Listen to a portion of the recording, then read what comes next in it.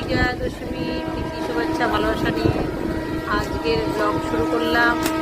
কালকে তোমাদের দেখিয়েছিলাম ট্রেনের জার্নির শুরুটা, এবার আজকে তোমাকে ডিটেলসে সব কিছু জানাবো। আচ্ছা, আমরা যাচ্ছি দুন এক্সপ্রেসে।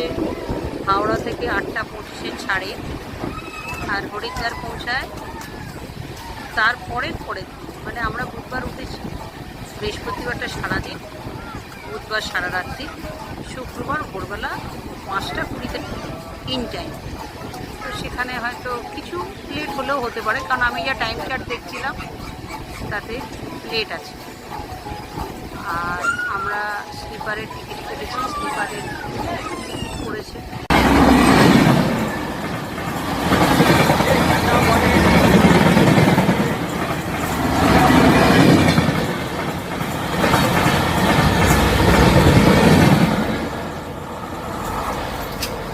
আমাদের টিকিট পড়েছে পার পারসন 640 টাকা, কিন্তু যেহেতু আমরা ফেস্টিভ্যাল টাইমে যাচ্ছি তো সেই জন্য আমরা টিকিট কাটতে পারিনি নিজেরা।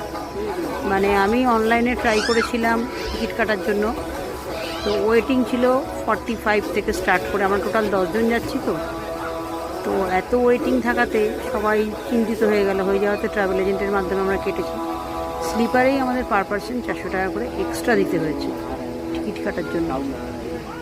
তো কী করবো, আমরা যাবো যখন প্ল্যান করেছি, এক্সট্রা দিয়ে যাচ্ছি, তবুও দেখাবো আপনাদের ভেবেছি যে স্লিপারে জার্নিটা। রিটার্নটা আমাদের যদিও এসিতে করেছি, কারণ বারবার তো আর কষ্ট করে তোমার জার্নি করা যায় না। তো ঠিক আছে, চেষ্টা করবো আপনাদের মোটামুটি সব রকম ইনফরমেশান দিতে, ওখান থেকে কীভাবে আমরা গাড়ি ধরছি বা কোথায় থাকছি।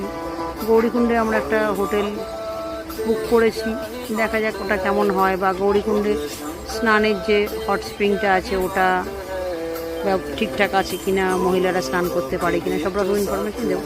এই ট্রেনটা আবার দাঁড়িয়ে গেল, এতক্ষণ 1 ঘন্টা দাঁড়িয়েছিল, 5টা ট্রেন ক্রস করলো, তারপরে ট্রেনটা ছাড়লো, আবার এখন দাঁড়িয়ে গেল। এখন জানি না আবার কতক্ষণে যে আমরা পৌঁছাবো, কারণ এরকম ট্রেনের এক্সপিরিয়েন্স ফার্স্ট টাইম, তো বুঝতে পারছি না কি। দেখা যাক, নিশ্চয়ই সবই ভালো হবে।